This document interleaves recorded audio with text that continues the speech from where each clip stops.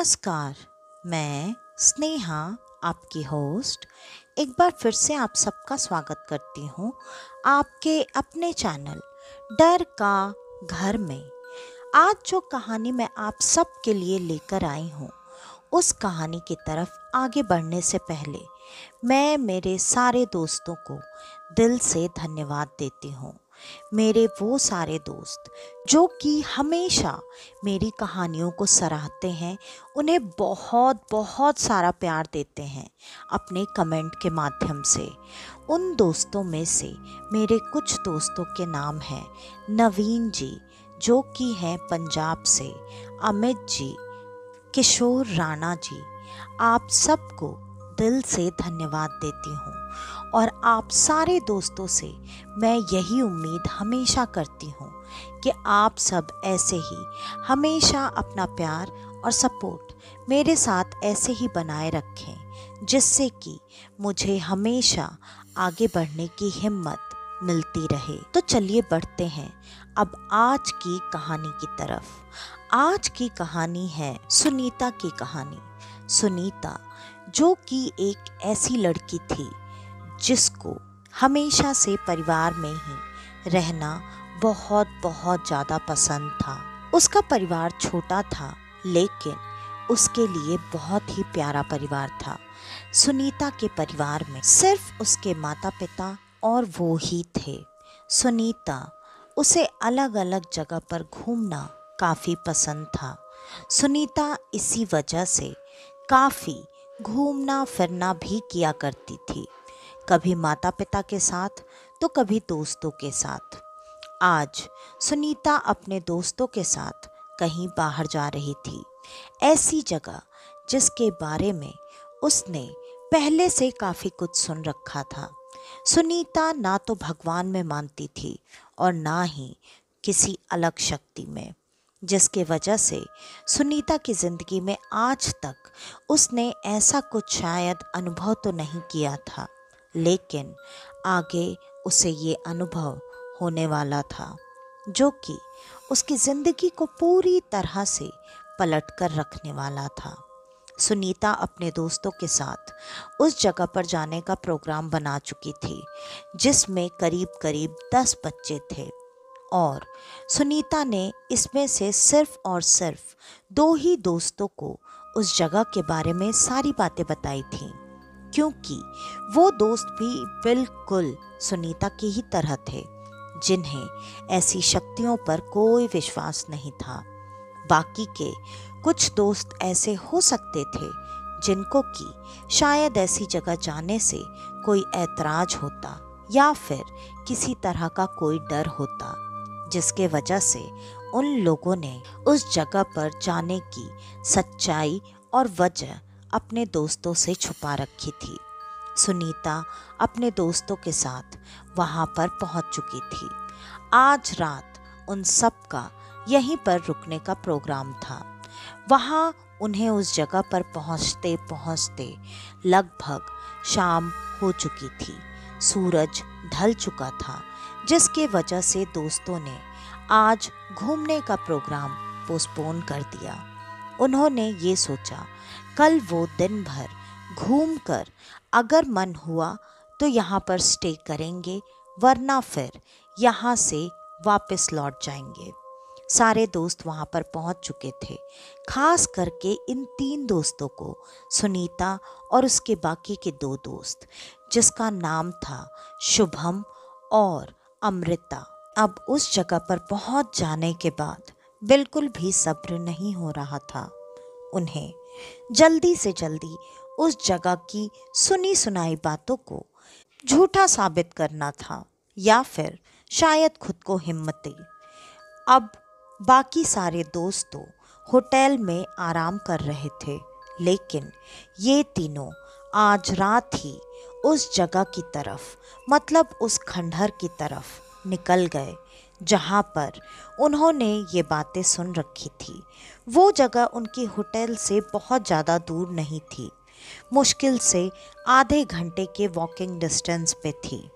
वो तीनों वहाँ पर सूरज ढलने के बाद पहुँच चुके थे और वहाँ पर पहुँचने के बाद उन्होंने उस खंडहर में घूम घूम कर सारी चीज़ें देखी, लेकिन उन्हें ऐसा कुछ भी नज़र नहीं आया, जिसकी वजह से वो लौटकर वापस अपने होटल में आ चुके थे।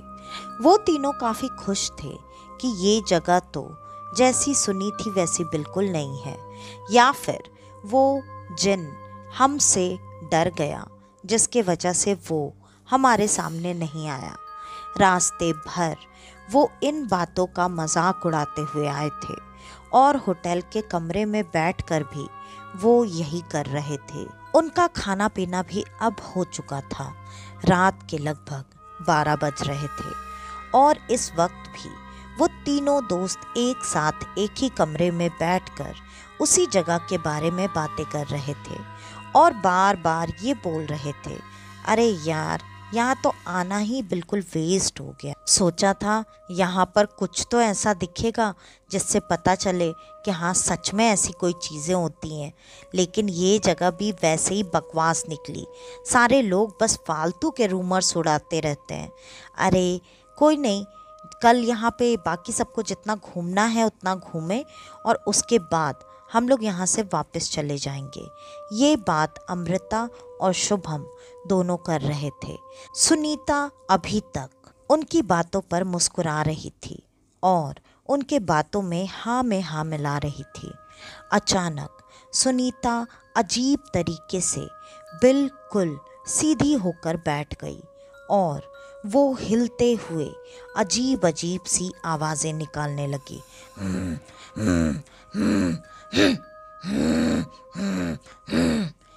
कुछ इस तरह की आवाज़ें जैसे वो गुर्रा रही हो या फिर अजीब तरीके से कर रही हो। उसका शरीर लगातार आगे पीछे की तरफ मूव हो रहा था।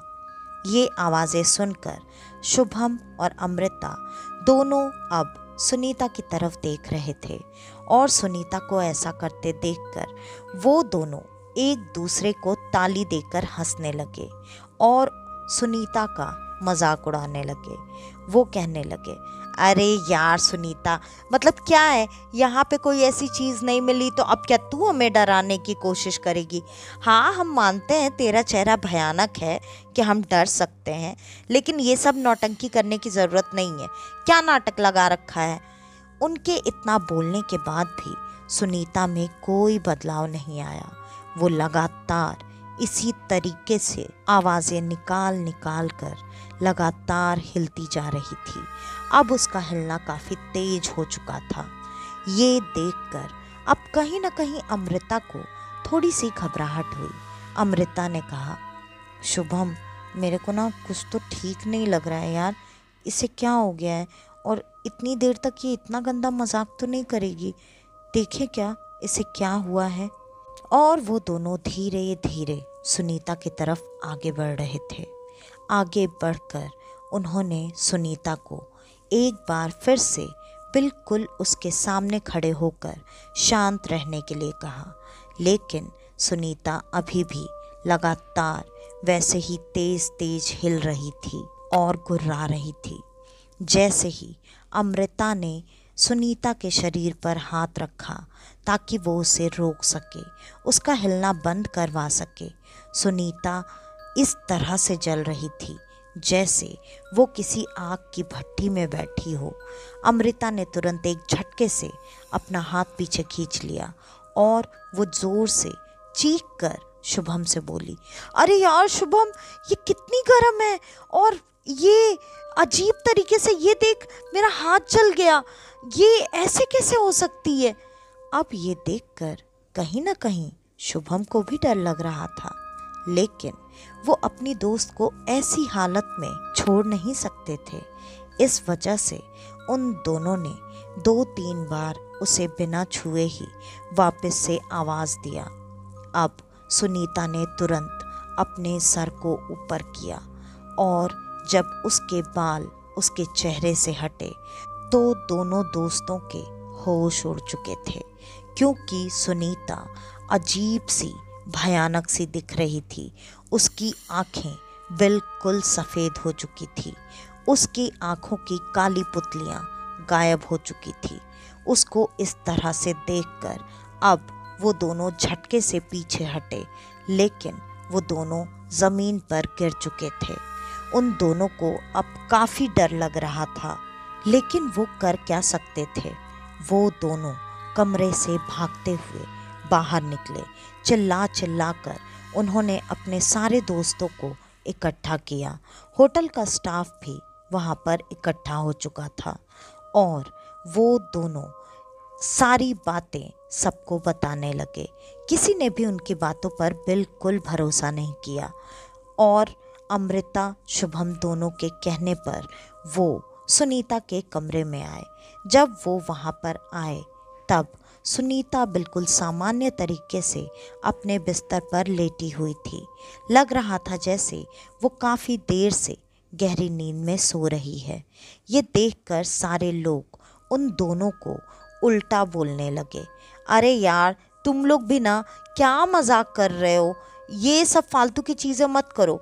वैसे भी काफ़ी रात हो गई है, जाकर सो जाओ। वो बेचारी तो चुपचाप अपने बिस्तर पर सो रही है, लेकिन तुम ही दोनों भूतों को लग रहा है जैसे नींद नहीं आ रही। ये देखकर अब कहीं ना कहीं उन दोनों को डर भी लग रहा था, क्योंकि उन्हें ये बात अच्छे से पता थी ये उनका वहम नहीं था। उन्होंने अभी सच में सारी चीज़ें देखी थी। लेकिन अमृता ने जब एक बार अपने इस वहम को कंफर्म करने के लिए अपना हाथ देखा, तब उसका हाथ बिल्कुल ठीक था, बिल्कुल नॉर्मल, वो जला हुआ नहीं था। लेकिन वो दोनों ये बात कहीं ना कहीं अच्छे से जानते थे कि इतना सब कुछ उनका वहम नहीं हो सकता। वहम किसी एक को होगा, एक साथ दोनों को एक जैसा ही वहम होना ये कैसे पॉसिबल है। वो तीनों एक ही कमरे में रुके हुए थे, इसलिए ना चाहते हुए भी अब शुभम और अमृता को उसी कमरे में जाकर आराम करना पड़ा। वो दोनों कमरे में चले तो गए, लेकिन वो लगातार सुनीता को देख रहे थे और वैसे ही देखते देखते वो पूरी रात बीत चुकी थी। वो सब अगले दिन तैयार होकर बिल्कुल नॉर्मल तरीके से घूमने गए और घूम फिर कर सब अपने अपने घर वापस आ चुके थे। घर पर वापस आने के बाद अब सुनीता काफ़ी अकेले अकेले रहा करती थी। वो किसी से भी कोई बात नहीं करती थी। सुनीता जैसी लड़की जो कि हर वक्त अपने माता पिता के साथ बैठना पसंद करती थी, बातें करना पसंद करती थी या फिर अपने दोस्तों के साथ घूमना फिरना पसंद करती थी, उस लड़की ने पूरी तरह से अपने आप को अब कमरे में बंद कर लिया था। उसके माता पिता कुछ दिनों तक तो इस बात को लेकर इस तरह से समझते रहे कि शायद इस ट्रिप से उसे कुछ ज़्यादा थकावट हो गई होगी या फिर ट्रिप पर किसी दोस्तों से कोई बहस हो गई होगी, जिसके वजह से वो कुछ वक्त अकेले रहना चाहती है। लेकिन यहाँ तो हाल कुछ अलग ही था। सुनीता हर वक्त अपने कमरे में बैठकर लगातार किसी से बातें किया करती थी और अब वो ज़्यादातर अपने कमरे में ही खाना भी खाया करती थी। ये सारी चीज़ें जब लगभग एक हफ्ते तक ऐसे ही चलती रही, तब आज सुनीता के माता पिता ने उससे बात करने की सोची। वो दोनों जब उसके कमरे की तरफ बढ़ रहे थे, तब उन्हें साफ साफ सुनाई दे रहा था कि सुनीता किसी से बात कर रही है और वो कोई आदमी है जिसकी आवाज़ काफ़ी अलग और भारी है। उन्होंने तुरंत एक झटके से सुनीता के कमरे का दरवाज़ा खोल दिया, लेकिन वहाँ पर कोई भी नहीं था। सुनीता अकेली बिस्तर पर बैठी हुई थी। उन दोनों के कमरे में इस तरह आने की वजह से सुनीता काफ़ी गुस्सा हो गई। उसने चिढ़कर अपने माता पिता को कहा, तुम दोनों को किसने कहा यहाँ अंदर आने के लिए, जाओ यहाँ से। और इस तरह से सुनीता ने आज से पहले कभी भी अपने माता पिता से बात नहीं की थी। ये चीज़ माता पिता को काफ़ी अलग लगी। उन्होंने सुनीता को समझाने की कोशिश की, लेकिन सुनीता ने अपनी माँ को इतनी ज़ोर से धक्का दिया कि वो ज़मीन पर दूर जाकर गिरे। और ये कोई साधारण बात नहीं थी, क्योंकि किसी भी लड़की के धक्का देने की वजह से कोई इंसान इस तरह से इतनी दूर जाकर गिर ही नहीं सकता है।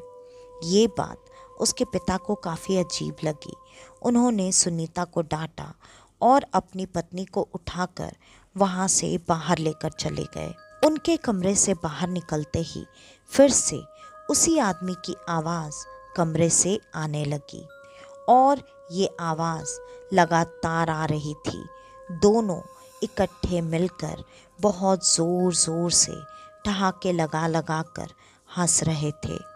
और अब सुनीता की माँ को ये सारी चीज़ें सामान्य तो नहीं लग रही थी। उन्होंने तुरंत अपने दर्द और तकलीफ़ की परवाह ना करते हुए सुनीता के दोनों नज़दीकी दोस्तों को बारी बारी से फ़ोन लगाया और उन दोनों से ये जानने की कोशिश की कि आखिरकार इस ट्रिप पर क्या हुआ है। उन दोनों ने भी पहले तो झूठ बोला, लेकिन सारी बातें आखिरकार बता दी। यहाँ तक कि वो बात भी बताई जो कि उनके साथ उस रात होटल रूम में हुआ था, जो कि सुनीता कर रही थी। सुनीता जिस तरीके से हिल रही थी, गुर्रा रही थी, जिस तरीके से उसकी आंखें बिल्कुल सफ़ेद पड़ी हुई थी, ये सारी बातें सुनकर सुनीता की माँ का शक अब कहीं ना कहीं यकीन में बदल रहा था। उन्होंने तुरंत अपने कुलगुरु को फ़ोन किया और उनको सारी बातें बता दी। ये सारी बातें सुनकर उन्होंने भी घर पर आने में बिल्कुल देर नहीं की और ना ही समय देखा। वो रात में उसी वक्त घर पर आ चुके थे और उनके घर पर आते ही उन्होंने तुरंत खुद ही ये बात दरवाजे पर ही बता दी कि यहाँ कोई बहुत भयानक, बहुत शक्तिशाली बुरी शक्ति है। और वो मंत्रों का जाप करने लगे। वो लगातार जाप करते हुए सुनीता के कमरे की तरफ आगे बढ़ते जा रहे थे और जैसे जैसे वो आगे बढ़ रहे थे, उन्हें ऐसा महसूस हो रहा था जैसे उन पर कोई दबाव आ रहा है। मतलब उन्हें कोई दरवाजे की तरफ दबाव से धक्का दे रहा है ताकि वो उधर आगे ना बढ़ पाए। वो अब मंत्रों का जाप तेज कर चुके थे और जैसे तैसे करके वो सुनीता के कमरे में दाखिल हुए। जैसे ही वो सुनीता के कमरे में दाखिल हुए, उन्होंने देखा कि एक काली सी परछाई सच में सुनीता के पास बैठी हुई है। सुनीता भी बिस्तर पर सिरहाने की तरफ पीछे दीवार से टिक कर बैठी हुई है और वो लगातार उससे कुछ बातें कर रही है। थोड़ी ही देर में देखते ही देखते वो काला साया वहाँ से गायब हो चुका। उस काले साये को अब सुनीता के माता पिता दोनों ने देखा। पंडित जी कुछ भी बोल नहीं रहे थे और वो लगातार अब भी मंत्रों का जाप कर रहे थे। उनके मंत्रों के जाप करने के बाद भी सुनीता कुछ भी न बोल रही थी न कर रही थी। वो अजीब तरीके से बस कुलगुरु को घूरे जा रही थी। वो अब लग रहा था जैसे उठकर कुलगुरु को जान से मार देगी। सुनीता की आंखें पूरी तरह से बिल्कुल वैसे ही सफ़ेद पड़ चुकी थी जैसा कि उसके दोस्तों ने बताया था। ये नज़ारा उसके माता पिता भी देख रहे थे। वो डर चुके थे। कुलगुरु ने तुरंत इशारे से उन्हें कमरे के बाहर जाने के लिए कहा और उन्होंने मंत्रों का जाप रोका नहीं। वो लगातार वो जाप कर रहे थे, कुछ कुछ चीज़ों का छिड़काव कर रहे थे। थोड़ी देर तक यही चीज़ें करने के बाद वो कमरे से बाहर आए और उन्होंने कहा, सुनीता जिस जगह पर गई थी वो जगह जिन्नों के राजा की है और वहाँ से सुनीता उसका कोई सामान उठाकर लेकर आई है, जिसके वजह से वो सुनीता के पीछे पड़ चुका है। वो लगातार 1 हफ्ते से सुनीता को एक पानी पिला रहा है। वो पानी पिला पिला कर वो सुनीता को पूरी तरह से अंदर से खोखला बना रहा है और वो सुनीता को बहुत जल्दी अपने साथ लेकर जाने वाला है। इस बात को हम रोकने में असमर्थ हैं। ये बात सुनते ही सुनीता की माँ बिलक बिलक कर रोने लगी और कुलगुरु के पैरों में गिर गई। उन्होंने कहा, अगर ये आपके बस की बात नहीं है गुरुजी, तो किसके बस की बात है? कुछ कीजिए, मेरी बच्ची को बचाइए। इस पर कुलगुरु ने थोड़ी देर के लिए आंखें बंद की, कुछ सोचा और फिर कहा, ठीक है, अगर सुनीता जो चीज़ लेकर आई है आज ही उस चीज़ का पता चल जाता है तो वो चीज़ हर हाल में सुनीता को खुद जाकर वहाँ रख कर आनी पड़ेगी। और अगर सुनीता उस चीज़ को वहाँ पर वापस रख कर आई तब मैं कोशिश कर सकता हूँ कि मैं उसकी जान बचा लूँ, लेकिन उसके साथ उसके उसी दोस्तों को जाना पड़ेगा जो कि उसके साथ उस बार भी गए थे। ये बात सुनते ही सुनीता की माँ अब अपने पति की तरफ देखने लगी। उन्होंने कहा, ठीक है, हम उन बच्चों से बात करके देखते हैं। थोड़ी ही देर में उन दोनों दोस्तों को फ़ोन पर सारी बातें जैसे ही पता चली, वो दोनों घर पर आ चुके थे। दोनों डर तो रहे थे, लेकिन उन्हें भी अपनी दोस्त को खोना नहीं था, इसलिए अब वो भी अपने जान को जोखिम में डालने के लिए तैयार थे। वैसे तो कुलगुरु ने समझाया कि तुम लोगों ने कुछ नहीं किया है जिसके वजह से तुम्हारे ऊपर किसी भी तरह की कोई आफत नहीं आएगी और ना ही कोई तुम्हें नुकसान पहुंचाएगा। सुनीता को मैं मंत्रों के द्वारा थोड़ी देर के लिए सामान्य कर सकता हूँ, जिससे कि सुनीता वहाँ तक तुम लोगों के साथ सामान्य तरीके से जा सके। लेकिन सुनीता उस चीज़ को रखकर जब आने की कोशिश करेगी तो वो चीज़ खुद अब सुनीता को अपनी तरफ खींचेगी। वो चाह कर भी उस चीज़ को छोड़कर वहाँ पर नहीं आ पाएगी। ये तुम दोनों की जिम्मेदारी है कि चाहे जो हो जाए, सुनीता जब एक बार उस सामान को रख दे तब वो किसी भी हालत में उस चीज़ को दोबारा वहाँ से लेकर नहीं आनी चाहिए। ये सारी बातें सुनने के बाद उन दोनों को याद आया कि सुनीता क्या लेकर आई थी। वो वहाँ से एक छोटा सा आईना लेकर आई थी। वो आईना काफ़ी खूबसूरत था, जिसकी वजह से सुनीता ने उन दोनों के मना करने के बावजूद भी उस आईने को उठाकर अपने पास रख लिया था। वो आईना उसके बैग में मिल गया। अब तीनों दोस्त जाने के लिए थोड़ी ही देर में तैयार भी हो चुके थे। वो सुबह होने का इंतज़ार कर रहे थे। सुबह हो चुकी थी और वो उसी वक्त वहाँ से निकल गए। दोपहर होते होते वो वहाँ तक पहुँच चुके थे। वहाँ पर पहुँचने के बाद वो डरते डरते उस खंडहर में वापस पहुँचे और वहाँ पर पहुँचने के बाद सुनीता ने वो चीज़ जहाँ से उठाई थी वहाँ रख भी दी। लेकिन जब वो तीनों वहाँ से वापस आने के लिए लौटे तब वो बार बार मुड़कर उस चीज़ को देख रही थी। अमृता और शुभम दोनों ने बहुत मुश्किल से सुनीता को संभाल रखा था।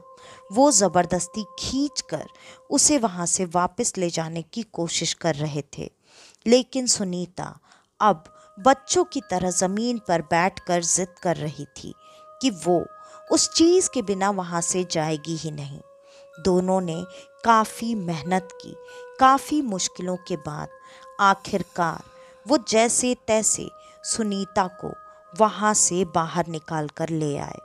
वहाँ से बाहर निकाल कर जब वो सुनीता को ला चुके थे तो थोड़ी दूर तक, जितनी दूर तक कह सकते हैं कि उस महल का एरिया था या उन चीज़ों का इफ़ेक्ट था, वो उसी तरह से लगातार जिद कर रही थी। उसके बाद वो बिल्कुल सामान्य हो गई और वो तीनों घर लौट गए। शाम तक वो तीनों घर आ चुके थे और घर पर पहुंचने के बाद वो जब वहां पहुंचे तब उन्होंने देखा कि कुलगुरु वहीं पर बैठकर उन तीनों का इंतजार कर रहे हैं। कुलगुरु ने बारी बारी से तीनों के सर पर हाथ रखकर कुछ मंत्रों का जाप किया और शुभम अमृता दोनों को घर वापस जाने के लिए कह दिया। सुनीता अब अपने कमरे में ये बोलकर चली गई कि उसे आराम करना है, वो काफी थकी हुई है।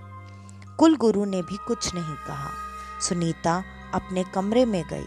कुलगुरु वहीं उसके दरवाजे के पास खड़े होकर कुछ मंत्रों का जाप कर रहे थे और उन मंत्रों का जाप करने के बाद उन्होंने एक रक्षा कवच उस दरवाजे पर बांध दिया और सुनीता को रात भर किसी भी हालत में उस कमरे से बाहर ना आने देने के लिए उसके माता पिता को समझाया।